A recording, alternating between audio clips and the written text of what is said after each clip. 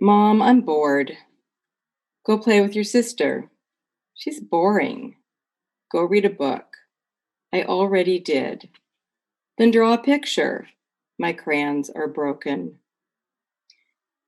Geh schlag sich Koppenwand. Literal translation, go bang your head against the wall. This is only one example of the Yiddish disciplinary tactics employed by my mother when we were kids. Yiddish was Mom's first language. She was not even exposed to English until she went to kindergarten. Yiddish was also the secret language that my grandparents reverted to when they didn't want us to understand them. We caught on fast and learned to crack the code. We knew that gib a cook meant take a look, that geh gesund to hate meant go in good health, and that sorus was suffering. And of course, my grandmother bathed us in Yiddish endearments that were well understood. Shena Maidala, Shena Welt, Shena Mamala. Beautiful maiden, beautiful world, beautiful little mother. I am bruised not just by my mother's death, but also by the passing of the Yiddish language and the first generation American Jewish experience. Ancient voices spoke to me through my mother's flesh. Her presence kept me linked to her history and the heartbeat of those who came before her. Encircled by the reverberation of past life experiences, I gained comfort and strength. Now that she is gone, precious ties have been severed.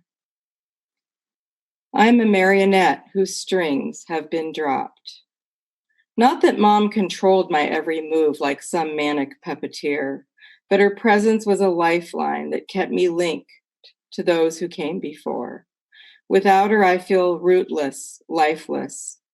When I move my arm to gesture to a stranger or lift my leg to walk, there's nothing holding me in place. I'm in free fall with no point of reference.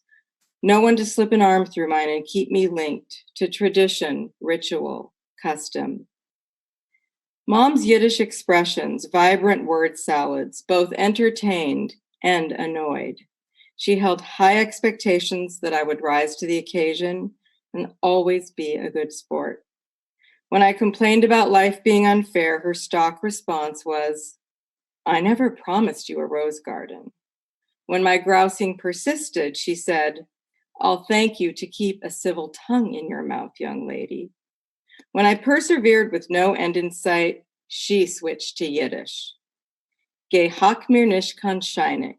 Don't bang me a tea kettle, as in stop nudging me.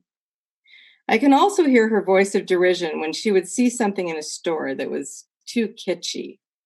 Ugh, so ungepatchket, which means too fussy.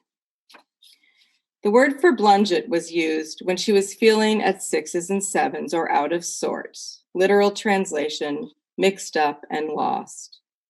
When we sneezed, a sei gesund was bestowed for the first three sneezes, which means to your health. Sneeze number 4, however, invoked, Geh entrere du kriegst, schön akalt. Literal translation, into the earth with you already, you're getting a cold.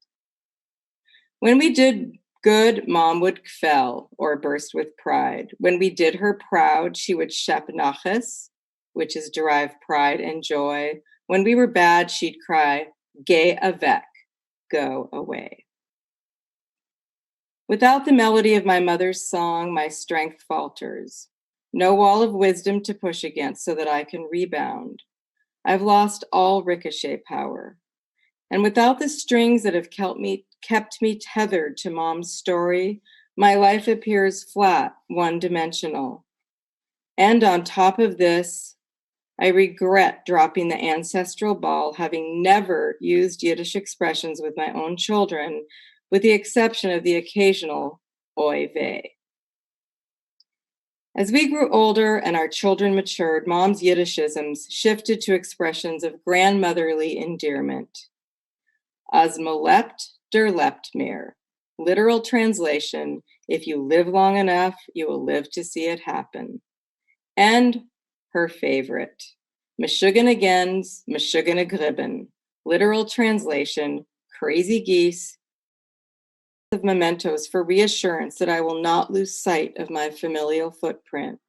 In among the greeting cards and photographs, I find lined paper, folded in thirds, a 4-page summary of her lineage, her first-generation American Jewish experience in her perfectly appointed handwriting. I take a deep breath and say, thank you. I dream one night after Mom's death that she's crying. She tells me she's feeling undone. You mean verblunget, Mom? I tell her I'm a marionette who has lost her strings. We make a fine pair, I say. For weeks, I sob myself to sleep. Each wave of tears evokes another level of loss. Who would ever love me the way my mother did? Who would hold my strings with such tenacity? Who would quell over my every triumph, no matter how small? She knew every soppy detail of my life story, the name of every boy I ever loved, every girl who turned against me.